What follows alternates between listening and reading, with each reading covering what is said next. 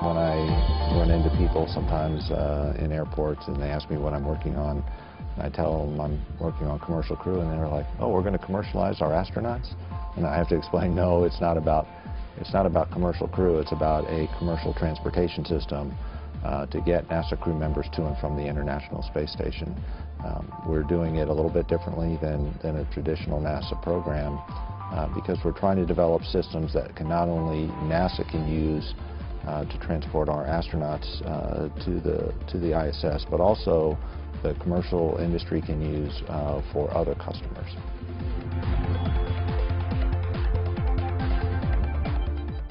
We are investing with multiple companies, letting them know what our needs are for the ultimate services phase, where they are providing transportation to ISS, but we're allowing them a little bit more flexibility to develop the systems. We're assisting them where we can, and ultimately we'll be approving and verifying the fact that their systems meet our safety and mission requirements. So at the end, it's not that much different, but in the beginning, it's quite different.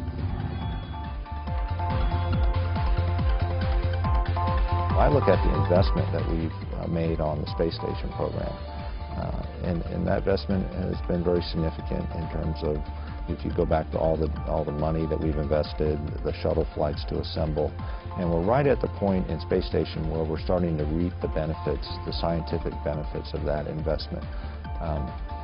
In order to maintain people on orbit, you need to do that science.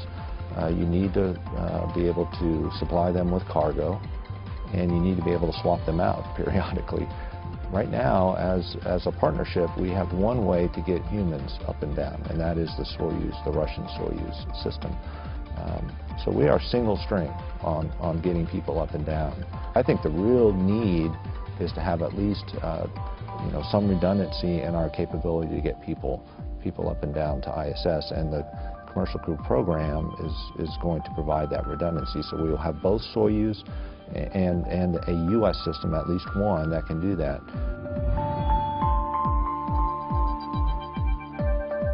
If we're going to be a species who robustly explores space, in order to do it cost effectively, there's got to be an economic incentive that comes along with it. So NASA can stretch the frontier, but the money that's required to do that is going to be difficult to sustain any type of exploration of that frontier, and that's going to have to come from what I believe it has to really drive from a commercial, economic type of engine, and I think the Commercial Crew program and the Commercial Cargo program are really the first steps in trying to make that happen.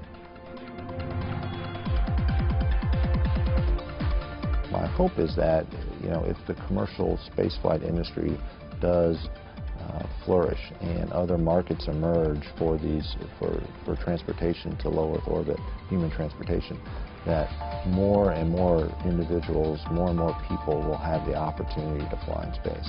And I know initially it'll be very expensive, and so that market will be very limited, but